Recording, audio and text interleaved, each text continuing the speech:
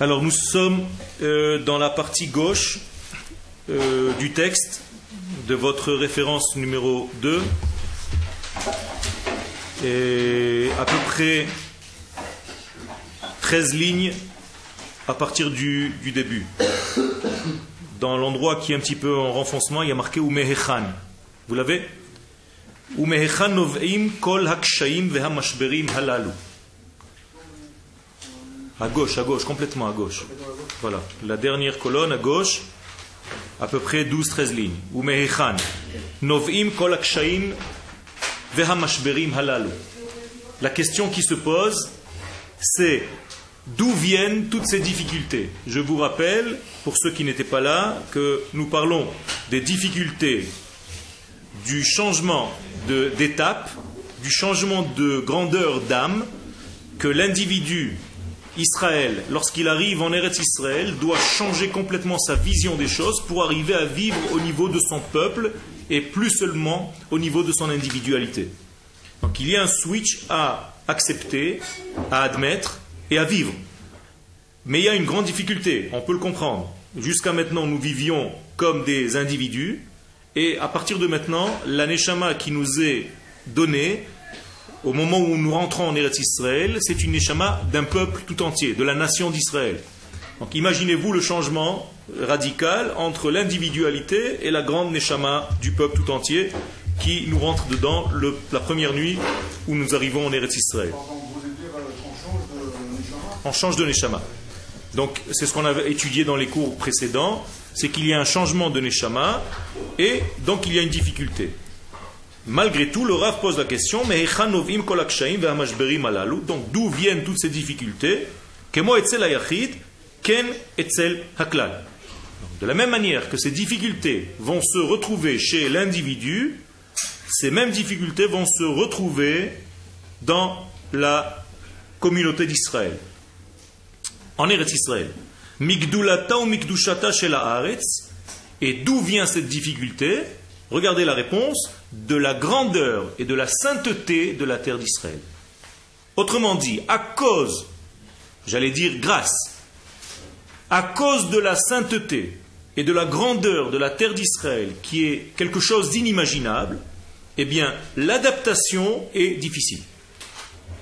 On doit vivre au niveau de cette terre, et c'est difficile de vivre au niveau de cette terre. Cette terre est tellement profonde, tellement élevée, tellement surnaturelle, que c'est très difficile de s'habituer à cette terre, de mettre son niveau homme au niveau de cette terre qui est en fait une terre divine.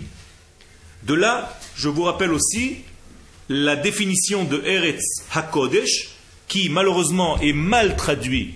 Nous traduisons Eretz HaKodesh, la terre sainte, alors que la véritable traduction c'est la terre du Saint, béni soit-il. Eretz Shel HaKodesh.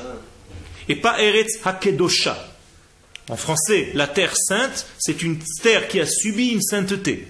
Alors que Eretz HaKodesh, c'est une terre qui appartient au Kodesh. Et le Kodesh, c'est l'éternité, c'est Akadosh Baruch Hu, béni soit-il. Donc la terre qui lui appartient, sa terre, si c'est sa terre, elle a un degré qui est très divin, parce qu'elle doit être à son niveau. Elle doit être quelque chose d'élevé, d'extrêmement élevé, d'infini, de l'ordre de l'infini.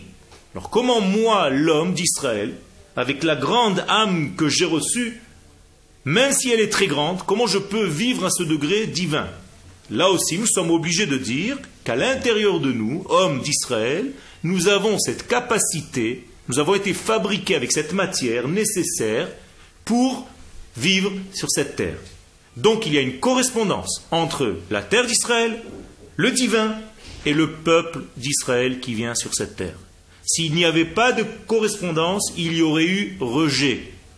Le fait que nous pouvons vivre sur cette terre, que cette terre donne des fruits lorsque nous venons sur cette terre, la preuve est que nous avons une correspondance et que cette correspondance donne des fruits. Et l'autre preuve, c'est que toutes les nations qui étaient sur cette terre avant nous n'ont jamais pu faire fleurir cette terre. La terre ne donnait rien, car il n'y avait pas de correspondance. Ils étaient peut-être ici, ces hommes étaient là, ces nations étaient là, mais la terre ne donnait rien car il n'y avait pas de correspondance. Donc, la réponse est, la difficulté chez l'individu et chez la communauté d'Israël vient à cause de la grandeur et de la sainteté de cette terre d'Israël. Migdulata ou migdushata shel nishmatenu hamitradeshet ba'aretz, et non seulement au niveau de la terre, de la sainteté de la terre, mais de la sainteté de notre âme, qui a grandi, comme nous avons dit tout à l'heure, on nous a changé d'âme, et donc ça aussi, il faut s'habituer. Moralité, nous sommes dans un nouveau degré, dans une nouvelle cour de récréation. Il ne s'agit plus de jouer comme nous étions lorsque nous étions petits, entre guillemets. J'utilise là des termes de la Kabbalah. Être petit, c'est être sans ce degré de l'âme profonde d'Israël et vivre comme un petit, avec des blancs et des noirs. Je t'aime, je ne t'aime pas, tous les 5 minutes, comme un enfant. Et grandir à un degré beaucoup plus subtil, où entre le blanc et le noir, il y a beaucoup de gris clair et de gris foncé. Donc l'accès à la terre d'Israël nous demande une élévation de notre être afin de vivre au niveau le plus haut de notre Neshama. Et cette Neshama, une fois qu'elle est en nous, puisque nous avons dit, d'après le Rav Frida, que la première nuit où l'on dort en Eretz Israël, notre Neshama change, on nous prend l'ancienne Neshama, on nous redonne une nouvelle Neshama, eh bien à l'intérieur de nous maintenant va vivre cette nouvelle Neshama. Ce qui va, dans le premier matin qui suit cette nuit, va commencer à avoir une exigence. Cette Neshama va exiger de nous un autre niveau. Donc elle va nous donner, elle va émettre une émission. Grandis, tu ne peux plus vivre comme avant-hier, tu dois vivre maintenant avec ta nouvelle Neshama, au niveau de cette nouvelle Neshama. Ça concerne tous les Israélites ou bien tous les enfants d'Israël, oui. Les enfants, seulement les enfants Oui, oui, oui. Les goïms, non. Ok, Slicha. Tous ceux qui sont exilés aussi, donc. Nachon. Ils sont amenés à... Ceux qui reviennent. Donc c'est eux ou leurs enfants. Oui, mais encore une fois, l'accès sur la terre, rappelez-vous de la clé. Hamakom Gorem. Le Rav dit, c'est le lieu qui fait le changement. Autrement dit, c'est pas parce que tu étudies la Torah plus sérieusement ailleurs que tu auras cette nouvelle Neshama. C'est le lieu, c'est la terre d'Israël, c'est le fait de dormir ici, physiquement, dans le sens le plus simple, de dormir sur cette terre, qui va te permettre ce changement d'âme. Alors dans ce cas, comment ça se fait que certaines personnes soient rejetées par la terre? Parce que ces personnes-là, qui acceptent, qui reçoivent cette nouvelle âme, ne veulent pas vivre à ce niveau. Un choix personnel, en Exactement. Donc là arrive le choix personnel. Donc il y a 2 niveaux, tu as bien fait de préciser ce point-là. L'âme nous est donnée. Que tu le veuilles, que tu ne le veuilles pas, ça ne dépend pas de ce que tu veux ou tu ne veux pas. Cette âme est donnée. Tu te réveilles donc le lendemain matin de ton arrivée en Eretz Israël, et là commence quoi? Ton choix. Quel est ton choix? Vivre selon cette grandeur d'âme ou refuser de vivre selon cette grandeur d'âme? Est-ce que les choses sont claires? Ken? Vous êtes avec moi ou vous êtes avec tout ce qui se passe à chaque instant? Quand on parle de vivre en Israël, ça veut dire s'installer ici, dans le sens habiter ici, quand les gens viennent en vacances. C'est pas la même chose. Non, c'est avec la volonté de venir, de changer de vie, d'établir ton système ici, sur cette terre. Donc, moralité, ton choix va être le lendemain, est-ce que je vis selon ce degré que j'ai reçu, malgré moi, ou est-ce que je refuse, je l'étouffe, à l'intérieur de mon être, et je l'empêche de sortir toute ma vie. Alors, malheureusement, chas v'shalom, ceux qui empêchent cette lumière de sortir, cette grande neshama de sortir, eh bien, c'est pas que cette neshama va disparaître, elle est en eux. Elle va peut-être passer d'ailleurs dans leurs enfants et dans leurs petits-enfants, c'est sûr. Et donc, si ce n'est pas lui qui a pris conscience, c'est son fils. Et si ce n'est pas son fils, c'est son petit-fils. De toute façon, quelqu'un va revenir de toute façon à la fin du processus et il va prendre conscience et il va dire « Je n'ai pas compris pourquoi mon père ou mon grand-père n'ont pas compris ce secret. » Moi, je veux vivre selon ce niveau-là. Et plus les générations avancent, plus nous avons la conscience que nous avons changé d'âme et plus nous avons le choix qui est de plus en plus clair de vivre selon ce degré-là. Et vous, vous avez la chance d'étudier ce qui se passe. C'est-à-dire, qu'est-ce qui nous rapporte ce cours-là? Quel est le gain de ce cours? C'est que les choses se passent, mais les gens ne savent pas ce qui se passe. Ils ne connaissent pas ce secret. Vous, vous avez la chance qu'il s'est passé quelque chose en vous quand vous êtes arrivé, mais vous êtes en train de l'étudier en plus. Donc, Riba Yetera Nodaat Lahem, vous avez un choix, le choix du roi. Vous savez exactement expliquer le processus qui vous arrive. C'est quelque chose d'extraordinaire. Vous pouvez participer activement à ce processus parce que vous l'étudiez. Et ça, c'est la valeur de cette étude, de l'étude donc de la Emouna. C'est une étude clé, nécessaire dans notre génération, sans laquelle on ne peut pas comprendre le processus de la Géoula, de la rédemption du peuple d'Israël. On continue. Im kibbutz galuyotenu. Donc, lorsque nous sommes en train de rassembler nos exilés. Kibbutz galuyot. Kibbutz, ça vient du mot rassembler. Galuyot, de tous les exils. Nous revenons aujourd'hui de 100 pays. 100 pays. Comprenez. Ça veut dire que les gens que vous voyez ici en Eretz Israël reviennent de pas moins que 100 pays dans le monde. C'est extraordinaire ce qui est en train de se passer. Les Juifs du monde entier entendent un jour, dans leur lit, fais tes valises et va-t'en. Sans qu'il y ait une émission radio qui parle de ça. C'est un réveil intérieur. Et ils viennent, comme s'il y avait un rassemblement de tous les coins de la terre. Alors que dans la sortie d'Égypte, nous étions sortis d'un pays. Aujourd'hui, nous sortons de 100 pays. Alors regardez la Géoula d'Égypte par rapport à la Géoula que nous vivons aujourd'hui, qui est beaucoup plus grande aujourd'hui, cette Géoula, que la Géoula de l'Égypte. Est-ce qu'on a le droit de dire qu'on ne peut pas comprendre les choix de nos pères et de nos grands-pères? Peut-être pas. Bien sûr que tu peux le dire, tu ne peux pas, tu ne sais pas, tu ne peux pas les juger. Non, pas les juger, mais on peut pas les comprendre dans le sens, je comprends pourquoi il a fait ça, il aurait dû. S'il y avait la possibilité, tu peux te poser la question, Bevadaï. Mais s'ils n'ont pas fait, c'est qu'il est. C'est là. Alors, mais tu peux toi, pourquoi c'était pas le temps? Si le temps était de venir, c'est là. Non. Aujourd'hui, c'est le temps de faire des choses et les gens choisissent de rester encore. Donc tu peux te poser la question. Pour ces âmes-là, cette lignée d'âmes-là, c'est pas le temps de le faire. Non, c'est trop facile. Alors tu vas me dire que celui qui est tué, quelqu'un, c'était son temps de le tuer. Comment tu vas le juger? Et le voleur, c'était son temps de voler. Oui, mais là, ça c'est. Non, Dieu nous a donné la possibilité de juger ces gens-là. Mais la même chose au niveau du non-acte. Si par exemple tu pouvais faire quelque chose et tu ne l'as pas fait, tu seras autant jugé. Oui, mais c'est pas nous qui jugeons. Je n'ai pas dit que de juger. Tu essayes de comprendre. C'est pas un jugement, mais tu essayes de comprendre. Tu peux te poser des questions. Tu as le devoir de te poser les questions pour ne pas faire des erreurs. Les explorateurs, c'est nos pères. J'ai le droit de me poser des questions pourquoi ils sont arrivés à une conclusion de ne pas monter en terre d'Israël. Et j'ai le devoir de ne pas refaire cette faute aujourd'hui. De ne pas être un nouvel explorateur. Mais ce n'est pas à moi de les juger, bien entendu. Im kibbutz galuyotenu, veshivatenu la'artzenu. Donc le retour à notre terre, mitrolel banu shinui mahapchani. Il y a en nous, s'opère en nous, un changement révolutionnaire. Mahuti. Complètement intérieur, essentiel, c'est-à-dire de l'ordre de notre essence. Amok me'od, très profond. Regardez le souci du Rav de nous faire comprendre que c'est quelque chose qui est au fin fond de notre être, le plus profond. Mais quelque chose de grandiose, quelque chose qui nous change complètement de niveau. Tahalichim arukim shel leida. Ce sont des processus nombreux, des étapes d'accouchement. C'est un véritable accouchement. Vetria veyetzira mechudeshet. C'est une résurrection. C'est une formation renouvelée.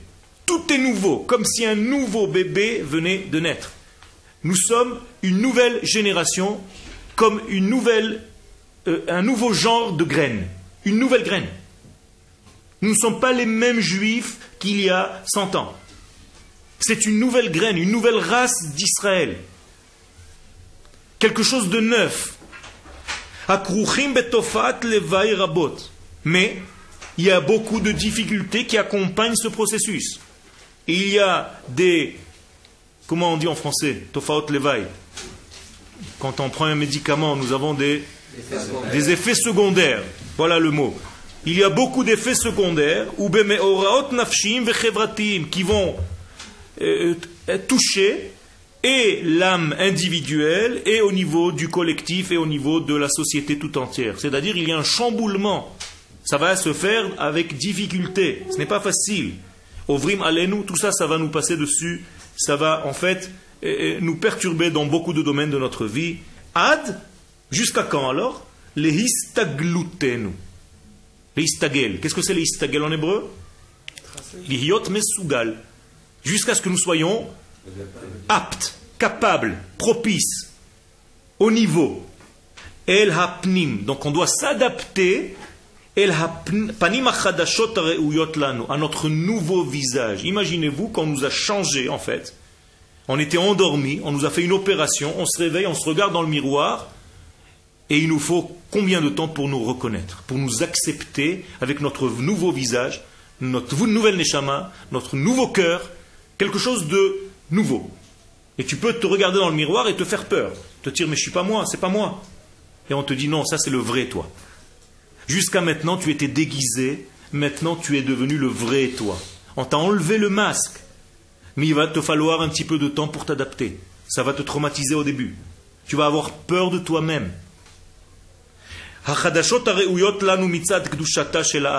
Et qui nous a donné ce nouveau visage, notre vrai visage? La sainteté de la terre. Cette terre nous a donné le vêtement nouveau qui doit nous correspondre lorsqu'on arrive ici. Donc c'est comme si on rentrait maintenant dans un nouveau système, on nous change nos vêtements, complètement. On va te changer ton disque, on va te changer ta carte mère, on va te changer tes vêtements, on va te changer ton apparence, on va te changer ton écran, tout va changer. Donc tu vas voir en fait un nouvel être, comme un robot nouveau, mais ce n'est pas un robot, il est plein de vie, avec une énergie nouvelle, avec des aspirations nouvelles, avec une tête nouvelle. Et donc tu dois t'habituer à ce que tu es devenu ou redevenu. Parce qu'en réalité, c'est ta vraie essence. Donc c'est la même neshama? Non, non, on t'a changé de neshama. Tu as eu une neshama individuelle jusqu'à maintenant. Maintenant, on t'a donné la neshama du collectif. C'est-à-dire, tu as une neshama qui est tellement grande que... Est-ce que vous avez senti un jour dans votre cœur que vous êtes tellement heureux que vous avez l'impression que votre corps ne suffit pas? Que vos poumons doivent... la grandeur de votre corps, les limites de votre corps ne suffisent pas à l'âme que vous avez à l'intérieur. Mais c'est exactement ça. On en a la conscience de ça. Et justement, l'étude nous donne la conscience. On peut ressentir sans comprendre. En étudiant ce qui se passe, on peut se dire rétroactivement même, maintenant je comprends ce qui s'est passé en moi. Quelqu'un qui n'a pas étudié, qui arrive. Il ressent les choses, s'il est sensible, alors il peut ressentir les choses. Il va agir autrement de ce qu'il était jusqu'à maintenant, même sans étudier. Maintenant, ça dépend de sa sensibilité, de sa délicatesse, pour savoir décoder les choses. Là, nous avons la chance d'étudier en même temps le processus. Okay? Qu'est-ce que tu posais comme question? C'est pour ça qu'il a envie de partager, en fait. Nachon. Tu es tellement et ça déborde tellement que tu as envie qu'il y a l'autre aussi qui compte. Je vais vous expliquer parce que ça peut être entendu comme des valeurs qui n'ont aucun rapport avec notre réalité. Comment ça se manifeste réellement? Mais tout simplement, on commence à faire cas des autres. Notre peuple devient plus important pour nous. Je me fais du souci à chaque fois que j'entends qu'un soldat a eu quelque chose. Je me fais du souci à chaque fois que je vois que mon frère Israël a subi quelque chose. Je me fais du souci de savoir comment mon pays, ma nation tout entière est en train d'évoluer. Je ne vis pas à des milliers de kilomètres d'ici en regardant la télé. Je vis les événements. C'est-à-dire que notre cœur a changé, nous sommes devenus de plus en plus sensibles. D'ailleurs, c'est l'une des prophéties de Yecheskel. Je vous enlèverai votre cœur de pierre pour vous mettre un cœur de chair. Autrement dit, vous allez être beaucoup plus sensible, beaucoup plus perméable que vous étiez avant. Ok. Juste pour paraphraser un peu ce que vous avez dit, voir si j'ai compris. On a une nouvelle âme collective et donc c'est en adaptant ce choix d'avoir ce lien avec la collectivité d'Israël qu'on montera par-dessus ces changements révolutionnaires, les effets secondaires, ces chamboulements. Donc... Tout à fait. On va moins souffrir si on accepte ce changement. Okay. Alors, la souffrance vient du non-vouloir changer. C'est-à-dire, tu as reçu cette nouvelle âme, malgré toi, tu n'y peux rien. Ça c'est, on a dit, quelque chose de divin qui nous descend d'en haut vers le bas, sans même qu'on le veuille ou qu'on ne le veuille pas, ça ne dépend pas de ce qu'on veut ou on ne veut pas. Le seul choix, c'est de vivre selon ou pas. Si tu vis selon ce degré-là, tu souffriras moins. Si tu refuses et tu as des difficultés de monter à ce niveau-là dans ta vie, eh bien tu souffriras plus parce qu'il y a toujours un décalage entre ce que tu fais et ce que tu es véritablement, entre l'être et le paraître. Est-ce que les choses sont claires? Yesh beze chok. Donc il y a ici une loi, j'allais dire un axiome, chok tiv'i, un axiome naturel, une loi naturelle. Keshem she'anichnas les aklim shoné, de la même manière que lorsque l'homme va rentrer dans un nouvel aklim, dans un nouveau, comment on dit aklim en français? Non. On va dire environnement. C'est comme si on rentrait par exemple dans une serre. Tu vas maintenant en Afrique. La température, tout va changer. Tu vas avoir de l'humidité dans l'air. La clim, non? Un climat, voilà. Tu vas changer de climat. Alors, Keshem shenichnas la klim shone, ol mitachat lamaim. De la même manière que lorsque tu rentres par exemple sous l'eau, tu vas faire du sous l'eau, tu vas faire de la plongée. Ovrim alav becher shinuim rabim. Ton corps va s'adapter à l'endroit où tu te trouves. Tu es enveloppé d'un nouvel élément. Donc ton corps va réagir selon le nouvel élément dans lequel tu es rentré. On est bien d'accord? Ken hadavar kan. Exactement la même chose ici. Ça veut dire qu'en réalité, quand on rentre dans l'ère d'Eretz Israël, imaginez-vous que vous rentrez dans un autre monde. C'est une nouvelle porte qui vous amène dans un monde parallèle, différent de celui dans lequel vous étiez jusqu'à maintenant. Alors ce n'est pas de l'eau, ce n'est pas du feu, c'est quelque chose de spirituel, c'est comme si on rentrait dans du divin. Et donc notre corps va lui aussi devoir s'adapter, exactement quand tu rentres dans l'eau, ou quand tu rentres dans un nouveau climat. Et donc ton corps va subir, malgré lui, des changements. Ken hadavar kan. Donc dès qu'on rentre, dès qu'on pénètre cette terre, on rentre dans un nouveau domaine. On rentre dans une nouvelle parenthèse, dans une bulle spéciale qui s'appelle Eretz Israël. Klalit, cette bulle est collective. Cette bulle est de l'ordre de l'âme du peuple d'Israël et pas seulement de ses individus. Quelque chose d'immense, de divin. Eliona avec Dosha, et donc c'est supérieur, c'est élevé, et c'est très saint. Ou mechayevet. Le seul problème, c'est qu'elle exige. Tu rentres dans un nouvel élément qui exige de toi, obligatoirement, tahalichim shel hitbagrut, de devenir mature et adulte. Tu ne peux plus rester un enfant que tu étais jusqu'à maintenant. L'exil, c'est rester un enfant. Rentrer en Eretz Israël, c'est devenir adulte. C'est grandir, c'est naître. C'est ne pas rester dans le ventre de sa maman. Si tout à l'heure le Rav nous fait la comparaison avec une naissance, c'est parce que tout simplement, les sages nous expliquent que le désert, c'est comme être dans le ventre de la mère. Notre parcours du désert, avant de rentrer en Eretz Israël, dans l'histoire biblique, eh bien c'est la même chose dans notre histoire moderne.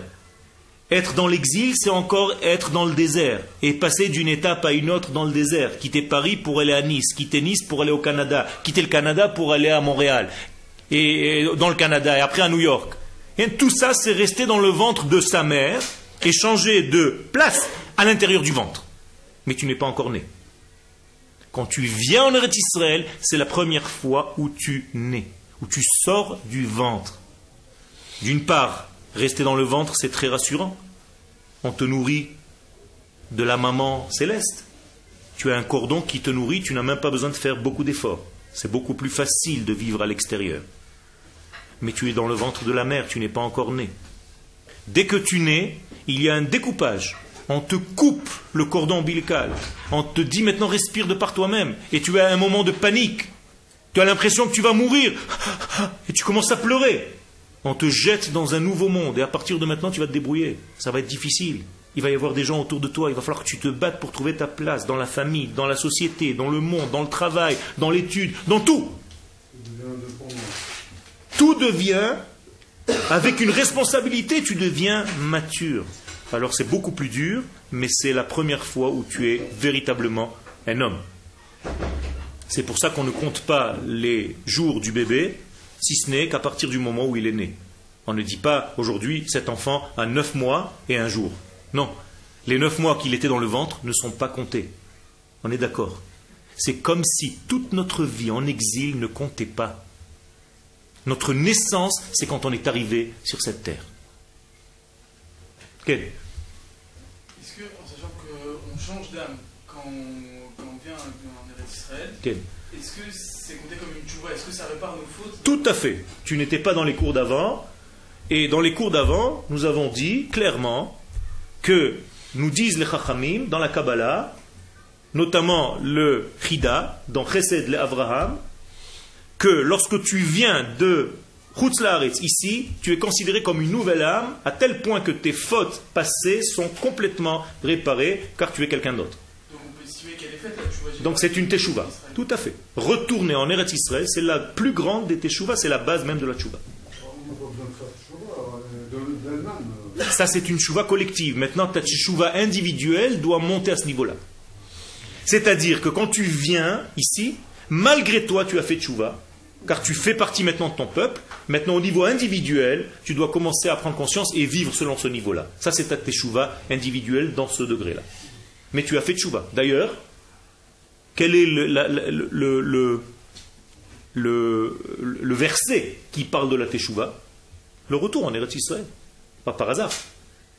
Veshav ta'ad Hashem Elohecha veshama'ata bekolo. Im hiye nidachacha biktzei hashamayim, misham yikabetzcha Hashem Elohecha. Le verset de la Teshuva parle tout simplement de si tu étais paumé au fin fond des cieux, je te ramènerai sur la terre. C'est le verset de la Teshuva. Ça se trouve où dans le Tanakh? Dans Sefer Dvarim, dans le livre de Dvarim. Et d'ailleurs, le Rambam, dans le chapitre des rois, chapitre 11, dit clairement que le messianisme, c'est quoi? Qu'est-ce que c'est le messianisme d'Israël? Et il cite le même verset. Que lorsque tu étais paumé au fin fond des cieux, Dieu te ramènera sur la terre. Et je vous ai déjà posé la question, pourquoi le Rambam, et le verset lui-même dit au fin fond des cieux? On n'était pas paumé au fin fond des cieux, on était peut-être paumé au fin fond de la terre. Le Canada, c'est pas le fin fond des cieux, c'est le fin fond de la mer, de la terre. Tu es de là-bas. Alors les États-Unis, c'est pareil, ou la France. Alors pourquoi le fin fond des cieux? Eh bien, fin fond des cieux, parce qu'en réalité, là-bas, tu n'es pas sur la terre. Tu es encore dans le ventre de ta maman, donc c'est comme tu étais dans un niveau céleste. De la même manière que le bébé dans le ventre de sa mère, on ne peut pas dire qu'il était dans ce monde. Il est dans un degré spirituel, c'est les anges qui lui enseignent la Torah, il n'est pas ici. Exactement. Quand tu viens ici, tu descends enfin sur la terre, tu viens de naître. Donc c'est un accouchement. D'ailleurs, résurrection des morts. Moralité, vous pouvez comprendre absolument que la résurrection des morts, c'est ce que vous avez fait. Vous êtes des morts qui sont revenus à la vie, qui êtes revenus à la vie. Vous étiez morts. Yecheskel 36, je vous sortirai de votre tombeau. Je vous poserai sur votre terre. Et vous allez enfin vivre. Jusqu'à maintenant, vous étiez dans des tombeaux. On était mort ou on meurt? On a une nouvelle âme. La nation d'Israël, en dehors d'Israël, est dans un degré de mourance. Ça se dit en français? D'agonie. Elle ne peut pas se réaliser, donc elle est considérée comme être dans un tombeau. Rappelez-vous ce que les enfants d'Israël faisaient dans le désert. Chaque Tisha B'Av. Vous vous rappelez, le 9 Av, qu'est-ce qu'ils faisaient? Ils creusaient des trous, comme des tombeaux, ils allaient dormir dans le tombeau, tous, dans le désert. Et ceux qui se réveillaient le matin, ils disaient, bon, c'est pas pour cette année.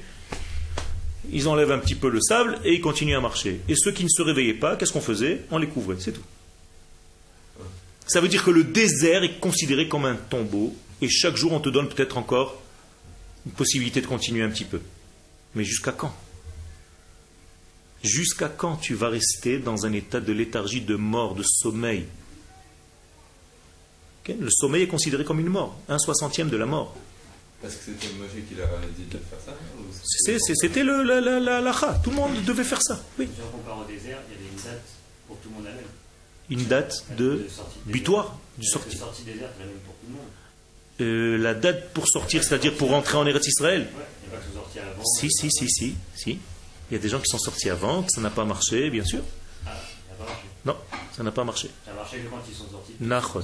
Quand ça marche, c'est que Dieu le veut. Aujourd'hui, ça marche. Donc, Akadosh Baruch Hu est d'accord. Nachon. Ce que je voulais dire tout à l'heure, c'est que. Oui, mais quand il n'y a pas...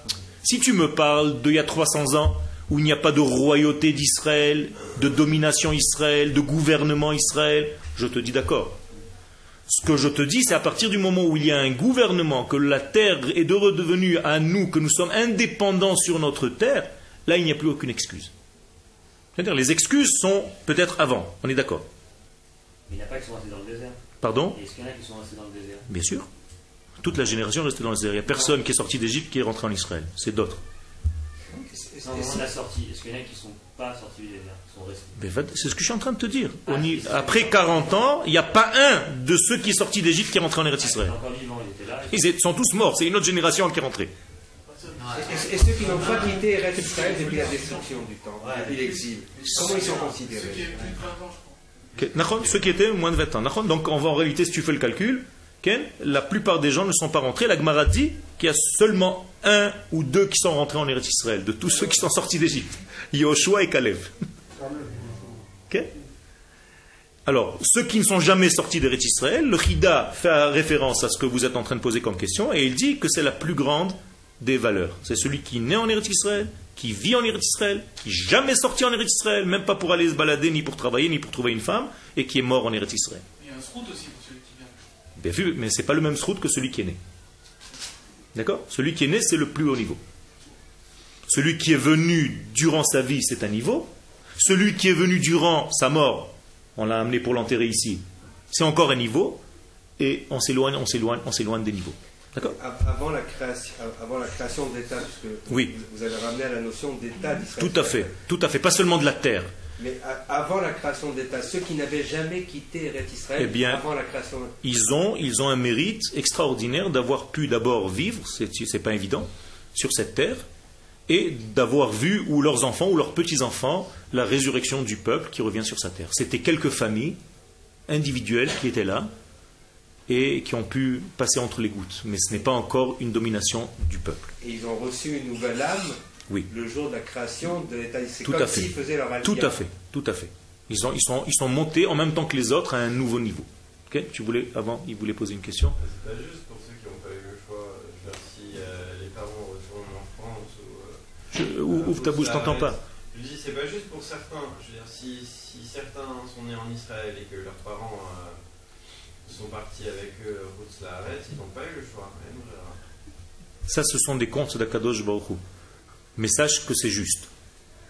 Ça veut dire que si tu es parti d'Eretz Israël pour une raison quelconque, même si tu avais 4 ans, ça veut dire que peut-être dans une réincarnation d'avant, tu as fait quelque chose pour devoir quitter aujourd'hui et après devoir souffrir pour revenir. Akadosh Baruch Hu ne se trompe pas. Ça, c'est une émouna. Il faut avoir conscience qu'Akadosh Baruch Hu sait exactement, au détail près, ce qu'il fait. Okay. Tu avais dit que c'est un plus haut niveau de naître ici que de faire son aliyah. Quelle est la logique? On devrait dire l'inverse, puisque naître ici, il n'y a pas d'effort qui a été mis pour naître ici. Ça, c'est toi qui le dis. L'effort était peut-être dans une autre réincarnation, où l'homme a tellement aimé cette terre qu'Akadosh Baruch Hu lui a donné le mérite de naître ici. Toi, tu ne vois que le corps de maintenant avec l'âme de maintenant. Mais il faut voir l'histoire dans son complet. C'est comme si tu voyais un épisode et tu me dis, il n'est pas logique cet épisode. Oui, mais c'est le numéro 358 cet épisode. Tu as raté 358 épisodes avant. On te dit, regarde le film depuis le début, tu vas arriver maintenant, tu vas dire, ah ouais, alors là, comme ça, vu comme ça, ah ouais. C'est la même chose. C'est du déterminisme. Non, c'est pas du déterminisme. Oui, c'est parce que dans le corps d'avant, tu avais un choix. C'est pas déterminisme. Vous dites à ce moment-là, alors tout ce qui est venu après la première épisode, c'était du déterminisme. Non. On t'a mis dans la position maintenant de vivre. Non. C'est une récompense par rapport à ton effort. C'est pas déterminisme. Maintenant que tu es dans cette récompense, tu as encore le choix de te sauver ou de la vivre. On te remet dans le même examen. Il n'y a pas de déterminisme. C'est toi qui choisis ta vie à chaque instant. Mais justement, vous avez dit qu'il y a du déterminisme dans le sens où Pas de déterminisme. C'est une récompense. Il a mérité, donc il a fait un effort. C'est pas un déterminisme. Il a fait un travail. Et même quand il a fait un travail, on lui a donné la bracha de naître ici. Alors il est né ici maintenant. Qu'est-ce qu'il va faire avec ça? S'il prend la décision dans sa vie de quitter, il aura raté encore une fois son examen. Il n'y a pas de déterminisme. Ken? Pourquoi est-ce qu'aujourd'hui on peut voir que dans ceux qui sont nés en Israël, dans la jeunesse israélienne, la vraie, on peut voir qu'ils ont beaucoup moins de patriotisme que les Khadashim? Ken? Beaucoup moins. Tu as raison. Il y a le Rav Kook parle de ce problème-là, c'est qu'il y aura un rejet de beaucoup de valeurs avant de réaccepter de nouvelles valeurs. C'est-à-dire que la dernière génération que nous vivons, c'est une question importante que tu viens de poser, la question est de savoir le phénomène. Et c'est pour ça que nous avons la chance, encore une fois, d'étudier. Car l'étude nous dit, et ça c'est tiré de la Kabbalah, pure, c'est que pour avoir quelque chose dans la vie, il faut qu'on te le retire. Et de temps en temps, on va te le retirer, c'est toi-même qui vas le rejeter. Un exemple, un enfant qui naît chez son père et sa mère, il naît, il est gentil, il est tout doux, jusqu'à l'âge de 14-15 ans. 14-15 ans, il commence à se tordre. 15, 16, 17, 18, les parents ils deviennent fous avec lui. Ils ne savent plus, on dirait que c'est plus leur enfant. Tout ce qu'ils ont enseigné à cet enfant, il a l'impression, le père et la mère, qu'ils rejettent tout. Le père n'a plus aucun poids, la mère n'a plus aucun poids. Et on se demande, mais c'est quoi ces enfants? Eh bien, c'est tout simplement un processus. L'enfant est obligé de rejeter tout ça pour redevenir adulte lui-même par choix, et après il va revenir et rechoisir par lui-même le père et la mère. Donc chacun de nous va passer ce processus. Donc la jeunesse israélienne a eu un rejet total, mais ce rejet maintenant est en train de se refaire prendre maintenant dans un nouveau degré. Et aujourd'hui, Baruch Hashem, il y a un réveil extraordinaire de cette jeunesse israélienne qui tend à comprendre le sens profond de notre arrivée ici, de notre vie, de notre peuple, de notre nation. Notamment dans une étude très profonde de tout ce qui est relatif au secret de la Torah. Aujourd'hui, il y a une soif que vous ne pouvez même pas imaginer. Alors, le cours, on peut le donner ici à 30 personnes, mais sur Internet, il y a déjà 2-3 000. Vous comprenez ce qui se passe? Et il y a une soif extraordinaire. Donc, le rejet pour récupérer. C'est comme la graine qui pourrit. Donc, comme la graine qui pourrit. Tu plantes une graine dans la terre, elle pourrit pour après repousser. Donc, il y a un passage qui fait très peur. Et tous les pères et les mères ne vont pas me contredire. Ils ont tous cette angoisse parce que l'enfant, tu as l'impression qu'il est en train de te filer entre les doigts, tu ne comprends plus rien. À 14, 15, 16, 17, 18, jusqu'au moment où il commence à vieillir un peu, et il commence à revenir, tu te dis, ah finalement, il n'était pas si mal que ça, j'avais peur. Et cette peur peut durer 5 ans, 6 ans, 7 ans, ça dépend des enfants. Ils font des crises à leurs parents, et la même chose, on est en train de faire une crise à Akadosh Baruch Hu. C'est tout. C'est une crise d'adolescence. Et Akadosh Baruch Hu a de la patience, il est un grand-père, il sait exactement comment éduquer ses enfants, et il sait que ça fait partie du processus. Donc ne vous inquiétez pas. Le peuple d'Israël n'est pas en train de se sauver de ses racines, au contraire. Il est en train de repousser tout ce qu'on lui a donné de force pour choisir les choses de lui-même. Donc il devient adulte. Ken? Il y a un moyen de voir le film du passé, du son passé. Tout à fait. Tout à fait, exactement, tout à fait. Il n'y a qu'à voir le film de notre passé et de savoir ce qu'on a passé nous-mêmes et toutes les... Non, les vies antérieures. Ah, ça aussi on peut le voir, bien sûr. Ça c'est par l'étude. Les gens qui approfondissent... Non, on n'appuie pas sur un bouton, mais les gens qui étudient les parties, la face cachée de la Torah, peuvent arriver à ce genre de niveau-là, de savoir exactement pourquoi ils sont venus dans ce monde, mais c'est encore un sujet qui est beaucoup plus profond. On ne va pas toucher des choses qui, pour l'instant, ne sont pas de notre niveau. Mais ça existe. Donc, Alors, וכן הדבר כאן, אם ייכנסנו לארץ ישראל, הרי נכנסים אנו למציאות אחרת כללית, עליונה וקדושה, מחייבת בהכרח תהליכים של התבגרות והתפתחות. Donc maintenant, ça nous oblige, cet accès dans ce nouveau domaine, de grandir, de devenir mature et de nous développer ad leitmazgutenu ashlema im haaretz, jusqu'à ce que la terre et nous ne fassions qu'un. Il n'y aura plus de différence entre moi et la terre. Tu appuies sur la terre, j'ai mal. Est-ce que vous ressentez pour l'instant cette douleur ou pas encore? Quand vous allez ressentir cette douleur, c'est que vous et la terre, vous êtes un. Que vous ne pouvez plus concevoir de parler de la Torah sans parler de la terre d'Israël. Que vous ne pouvez plus concevoir de parler du peuple d'Israël sans parler de sa terre. Et que vous ne pouvez plus concevoir de croire que des gens peuvent développer une Torah en dehors de cette terre, dans une petite yeshiva à Brooklyn. Qu'ils doivent comprendre que c'est ici que ça se passe. Quand ça va commencer à te toucher, qu'il n'y aura plus de différence, tu ne pourras plus faire des séparations entre les choses, que tu comprendras que le peuple, la terre et la Torah, c'est une seule et même chose, là, jusque-là, tu n'auras pas de repos.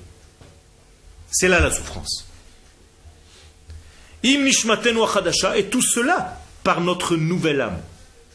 Le problème, et là je vais vous dire le problème, tant que tu n'as pas reçu cette nouvelle âme, qu'est-ce qui se passe? Mais tu ne peux pas avoir ce genre de référence. Donc aujourd'hui, par exemple, quelqu'un qui m'entend et qui n'est pas sur la terre d'Israël, il ne peut pas vraiment comprendre ce que je suis en train de dire. Comprenez pourquoi? Parce qu'il n'a pas eu encore ce changement d'âme. Et c'est pour ça que la Torah nous dit Ta'amu ou kitov. Tant que tu n'as pas goûté, tu ne peux pas savoir. Car on est en train de parler un autre langage. Et il se peut que quelqu'un est en train de m'écouter sur Internet maintenant, et il se dit, mais il est fou, de quoi il parle? Moi, je ne ressens pas ça. Je suis tranquille, moi, dans mon petit village. En Poitou-Charentes. J'ai ma petite communauté, j'ai une petite boucherie cachée. Et il ne comprend pas de quoi je parle. Pourquoi? Parce qu'il n'a pas encore eu ce changement. Donc il ne peut pas accéder à ce degré. C'est pas que c'est supérieur ou inférieur, chas v'shalom, je ne suis pas en train de dire. C'est tout simplement autre chose. Okay? La neshama individuelle, elle peut juste ressentir des choses du loin, une volonté, mais elle ne peut pas vivre véritablement à ce niveau-là. C'est ce qui s'est passé quand tu es venu ici. Tout à fait. Tu as une neshama qui a eu un appel, mais qui l'a appelé en fait? La neshama globale. Elle a sonné du chauffard pour ta neshama individuelle qui était loin. Et tu t'es levé un matin, tu as dit, papa, maman, j'ai entendu un chauffard cette nuit. C'est la grande âme d'Israël qui m'a appelé. Okay? Ta mère te regarde avec des yeux, elle se dit, il est devenu fou mon fils. Okay? Et tu lui dis, maman, il faut que je parte. Okay? Et c'est ça exactement ce qui se passe. Mais pourquoi toi tu as entendu et l'autre non? Parce que ta neshama était plus sensible, tu as fait quelque chose en toi qui a aiguisé, qui a ouvert, qui a rendu perméable ton être. Donc tu as entendu le chauffard. Quel? En fait, la différence, c'est qu'à Paris, on est juif, ici, on est des bénis Israël. Exactement.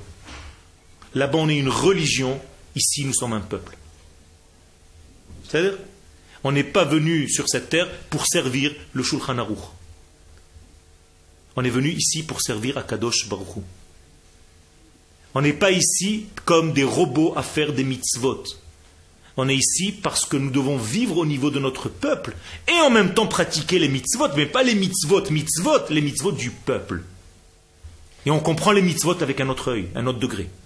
C'est les mêmes mitzvot apparemment, mais ils ont monté de niveau. Quand tu mettras les tefilines, tu ne les mettras pas comme un homme individuel dans un petit coin, tu les mettras parce que c'est l'acte de toute ta nation qui passe par toi maintenant. Je ne sais pas si vous comprenez. Il n'y a pas de mitzvot individuels. Ce sont des mitzvot de la nation d'Israël que toi, individu, tu es en train de faire maintenant. Quel? Donc ça veut dire que ceux qui sont en Khous Laaretz ne font plus partie du peuple d'Israël. Au niveau de la nation, ils font partie, mais ils ne vivent pas à ce niveau-là. Ils ne vivent pas au niveau de la nation d'Israël. C'est-à-dire la partie peuple est endormie chez eux. Et donc la partie individuelle, c'est la seule qui est restée un tout petit peu réveillée. Et il faut rejoindre la partie du peuple, la grande neshama de Am Israël. Moralité, le Sifri dit que si je mets les tefilines en dehors d'Eretz Israël, c'est juste pour ne pas oublier. Il n'y a pas la valeur de la mitzvah. Il n'y a pas la valeur de la mitzvah. Okay. Comment expliquer qu'au moment de la guerre des 6 jours, dans le monde entier, les Juifs ils se sont sentis concernés par ce qui se passait ici? Encore une fois, c'est la même question que lui, c'est-à-dire l'individu entend qu'il se passe quelque chose, et la preuve c'est qu'ils sont titillés par ce qui se passe ici, c'est-à-dire il y a quelque chose en eux. Car qu'est-ce que c'est la petite Neshama que j'ai en moi? Elle fait partie de la grande Neshama de mon peuple. Donc lorsqu'il se passe quelque chose dans la grande Neshama de mon peuple, il y a une résonance ici. Donc j'entends et je sors manifester et je suis content parce qu'il se passe en Israël quelque chose. Donc les Juifs de France vont ressentir quelque chose, mais grâce à quoi? Grâce à l'Neshama qui se trouve ici, qui de temps en temps envoie ses rayons, tout le temps envoie ses rayons, et de temps en temps ils sont perturbés par ce qu'il se passe ici. Et donc ils sont touchés. Jusqu'au moment où ils ne pourront plus vivre comme ça, ils se disent, attends, j'ai plus envie de recevoir des petits éclairages de temps en temps. J'ai envie de vivre pleinement ce degré-là tout le temps. Et c'est là où tu fais ton allié. Ça ne veut pas dire qu'il n'y a pas une double Neshama. Il n'y a pas deux Neshama qui sont liées, une qui appelle l'autre, et quand elle arrive... C'est pas une double Neshama, c'est tout simplement un grand soleil, c'est la Neshama qui se trouve ici, qui envoie des rayons. C'est tout. Donc la Neshama individuelle de l'homme juif n'est qu'un rayon du grand soleil de la Neshama qui se trouve sur cette terre. Moralité, si tu éteins le grand soleil, il n'y a plus de rayon. Est-ce que le rayon du soleil existe? Non, c'est le soleil qui rayonne. Ça n'existe pas les rayons du soleil, on est d'accord? C'est un soleil qui rayonne. Non, éteins le soleil, il n'y a plus de rayon. Éclaire le soleil, le rayon arrive. Mais on n'a jamais vu un rassemblement de rayons pour fabriquer un soleil. Vous comprenez? On ne peut pas rassembler des rayons et on se dit, tiens, il y a un rayon ici, prends-moi un rayon, on va faire un soleil. Non, ça n'existe pas. De la même manière, on ne peut pas rassembler des juifs et faire un peuple. Le peuple existe avant. Le peuple, c'est le grand soleil. C'est la nation d'Israël. C'est ça le grand soleil. Quel? Comment expliquer alors qu'il y a des banques là qui sont... D'accord. Il faut leur poser la question. Ils font des chivas, tout ça. Il faut leur poser la question. Ils ont un niveau, un tel niveau qu'ils peuvent percevoir quelque chose. Ok. D'accord. C'est très fort. D'accord, je n'ai pas de réponse. Il faut leur poser la question. Une femme un jour m'a dit à Nice, quand j'ai donné un cours, Monsieur le rabbin, comment ça se fait que les gens qui parlent comme vous, ils ne viennent pas nous donner des cours ici? J'ai dit, parce que ma petite madame, tous les gens qui parlent comme moi, ils sont déjà partis. C'est tout. Qu'est-ce que vous voulez que je vous réponde? Il y a des gens peut-être qui sont dans un degré au niveau de tzidkout, de sainteté individuelle, très fort en Torah, mais au niveau de la collectivité du peuple d'Israël, ils ne jouent pas leur rôle. Je ne peux pas juger, je dis peut-être, je ne sais pas. Je ne peux pas répondre à cette question. Je ne comprends pas. Je ne comprends pas. Mais on sait par l'étude qui sont dans l'erreur. Moi je pense, mais je ne peux pas aller... je peux juste donner une conférence, dire la façon de penser de la Torah des secrets. Rabbi Shimon Bar Yochai nous enseigne ce secret. C'est du Rabbi Shimon Bar Yochai, c'est du Zohar ce qu'on est en train de faire là. Donc c'est la vérité. C'est la vérité. C'est pour ça qu'on nous donne des cours. Je peux que le faire par éducation entre guillemets. C'est pas que je suis un éducateur, mais je me dois de partager cette vérité pour sauver mon peuple.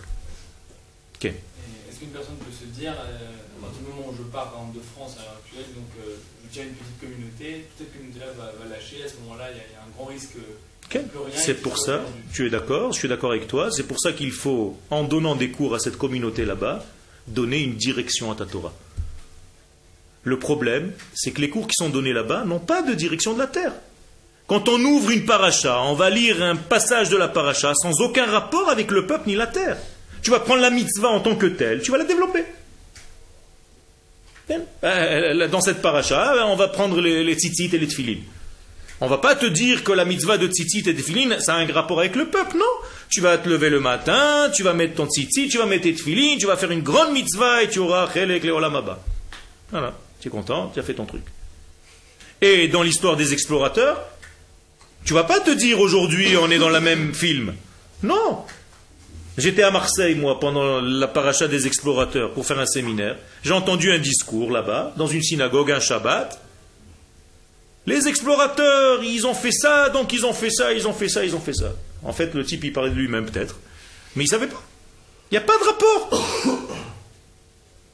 C'est une histoire qui s'est passée là-bas, mais tu n'as rien appris. Tu n'as pas compris le message. C'est bizarre, c'est grave. Il y a un problème. Quand tu ne donnes pas la Torah l'accès à ton histoire, aujourd'hui, actuelle, en réalité, tu fausses l'histoire. Tu fausses l'histoire, tu racontes, en réalité, c'est comme si la Torah, et malheureusement, c'est ça. La Torah est devenue un ensemble de mitzvot. C'est tout. Pour beaucoup de gens, la Torah, c'est un livre de mitzvot, un livre de loi. C'est ça la Torah, chas v'shalom. La Torah, c'est un livre de loi. Akadosh Baruch Hu n'avait rien à faire, il nous a donné des lois. Mais la Torah, c'est la vie. Les lois, c'est qu'un dérivé de tout ça. Et toi, tu as fait du dérivé l'essentiel.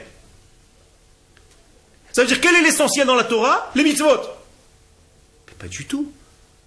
L'essentiel de la Torah, c'est la vie de cette Torah. C'est ce que tu fais. Les mitzvot, c'est une application de cette vie-là. Ne fais pas l'inverse. C'est comme avant, le jogging, c'était un moyen pour se sentir bien. Aujourd'hui, c'est plus le moyen, c'est le but. Tu fais du jogging, c'est tout. Les moyens sont devenus des buts. C'est de la avodah zara. Tu sers les mitzvot, tu ne sers plus Dieu. Il faut faire très attention. Il faut faire très attention, même quand vous étudiez la Torah. Il faut savoir à chaque instant, quelques fois dans la journée, d'arrêter votre étude et de vous dire qu'est-ce que je suis en train de faire dans cette étude. Je suis en train de faire la volonté d'Akadosh Baruch Hu, de dévoiler sa lumière sur terre. Je peux être pris tellement profondément dans une sougia de Gemara que ce qui m'intéresse, c'est ce qu'a dit Rabbi Yoshua et Rabbi Meir. Et je joue avec les doigts. Et il a dit comme ça, toi tu as dit comme ça. Et qu'est-ce que tu es en train de faire? Tu oublies, ça t'intéresse. Donc tu es rentré là-dedans. Tu es en train de te faire plaisir. Rappelle-toi que tout ce que tu es en train de faire, Rabbi Meir, Rabbi Yoshua, tout ça c'est Akadosh Baruch Hu qui est descendu dans ce niveau de tzadikim pour nous donner la vie. N'oublie pas ça, sinon ça va être encore une sagesse comme d'autres sagesses à l'université. Mais c'est très dangereux. De quoi? D'étudier comme ça profond que tu étudies juste pour étudier, plus pour étudier pour Hachem. J'ai pas compris. C'est... Pour vivre la Hachem. C'est dangereux de t'intéresser comme ça dans la mitzvot, que c'est juste pour le mitzvot. Tout à fait, c'est ce que je suis en train de dire. Il n'y a pas plus grand danger que ça. Quand tu commences à servir les mitzvot, tu oublies de servir Dieu. Vous avez, c'est pas moi qui le dis, c'est inversé. Hein. Vous avez fait mes mitzvot et vous m'avez oublié. Comme ça dit le verset. C'est extraordinaire quand même. Ken. Pour revenir tout à l'heure sur le fait qu'il y a des grands rabbanim en Chutz-Laaretz, comment ça se fait qu'ils ne comprennent pas? Je pense qu'il suffit de comprendre un petit peu la Torah d'Eretz Israël, plutôt que de... C'est beaucoup plus bienfaisant que de connaître toute la Torah de Chutz-Laaretz. Alors, ce que tu dis, en réalité, je vais vous dire, il se passe un phénomène. Quand la Torah d'Eretz Israël... En fait, qu'est-ce que c'est la Torah d'Eretz Israël? La Torah d'Eretz Israël, il faut mettre les mots, okay, parce qu'on parle de la Torah d'Eretz Israël, mais on ne sait pas ce que c'est. Ce n'est pas la Torah que tu étudies ici. Tu peux étudier la Torah d'Eretz Israël ailleurs. La Torah d'Eretz Israël, c'est la Kabbalah. C'est la Torah de Rabbi Shimon Bar Yochai, c'est le Zohar. Ça, c'est ce qu'on appelle la Torah d'Eretz Israël. Eh bien, il se passe un phénomène extraordinaire. Quand quelqu'un va toucher à la Torah d'Eretz Israël, même en dehors de la terre d'Israël, il va être aspiré à revenir ici. Immédiatement. Il va comprendre qu'il est en décalage avec sa vie. Donc, qu'est-ce qu'il faut faire en fait? Quand je vais à un séminaire, quand vos rabbanim vont à des séminaires, qu'est-ce qu'ils enseignent là-bas? La Torah d'Eretz Israël, qui a été habillée dans la Torah du Rav Kook. Le Rav Kook, c'est que du Zohar, habillé avec des mots modernes, poétiques. Mais c'est du Zohar, c'est de la Kabbalah. Le Rav Kook a amené la Kabbalah à un niveau, et il va parler ce langage. Et quand vous enseignez cette Torah en dehors d'Eretz Israël, vous allez amener avec vous beaucoup de gens. Il y a même des gens dans cette pièce qui sont revenus grâce à ce genre de séminaire. Mais il y a quand même une forme d'inégalité, comme disait Elie, parce que là, partout, je vous ai dit qu'il y a des neshamot pratiotes et des neshamot klaliotes. C'est-à-dire qu'il y a des gens qui sont plus ou moins sensibles à ce message. Tout à fait. C'est pas de leur faute, quelque part. Nachon, et c'est pour ça qu'il faut qu'ils grandissent. C'est-à-dire qu'il y a dans chacun de nous un lien, de toute façon. Il y a toujours un lien. Même si c'est une neshama pratit, ça ne veut pas dire qu'il n'a pas la neshama klalit. Mais seulement sa neshama pratit est tellement en exubérance qu'il a en fait éteint un petit peu la neshama klalit. Et il faut tout simplement changer de temps en temps d'étude. Au lieu d'étudier ce qui va te renforcer ta neshama pratit seulement, Je vais donner des choses claires pour que ce ne soit pas en l'air. Au lieu d'étudier toute la journée la Gemara et la Mishnah seulement, ce qui est important, étudie aussi pendant ta journée d'études de la Emouna, étudie du Kuzari, étudie Orot HaTshuva, étudie du Rav Kook, étudie de Rabbi Yehuda Halevi. Eh bien, ça va te donner un éclairage, ça va commencer à éclairer ta neshama klalit qui a été dans la poussière pendant des années et tu ne l'as pas touché. Nous avons cette neshama, elle est dans un coffre. Il faut tout simplement l'exciter. Toucher un petit peu, ça va se réveiller. Et pour ça, il faut étudier les livres qui excitent cette neshama, qui la réveillent. Okay? Alors tout simplement, qu'est-ce qu'il faut faire? Étudier aussi dans ta journée d'études, dans ton seder limoud, apporte aussi cette Torah-là.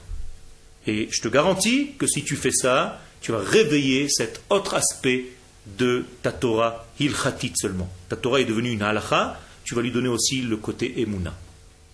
Et alors là, tu vas être équilibré dans ton étude. À quoi ça ressemble? À quelqu'un qui mange. On n'a jamais vu des gens manger que des entrées pendant 40 ans. Après, ils se disent, bon, j'ai 40 ans, il faut que je commence à manger quand même des plats principaux. Pendant 40 ans aussi. Et après, les dernières 40 années qui restent, ils se disent, je vais manger que des desserts. Okay? Vous comprenez, vous rigolez vous-même. À chaque repas, tu as une entrée, un plat principal et le dessert. Tu dois faire la même chose dans ton étude. Pshat, remez, drash et sod, à chaque fois que tu le peux. Et là, ta Torah sera équilibrée, remplie et avec une vision globale. Toda Rabba.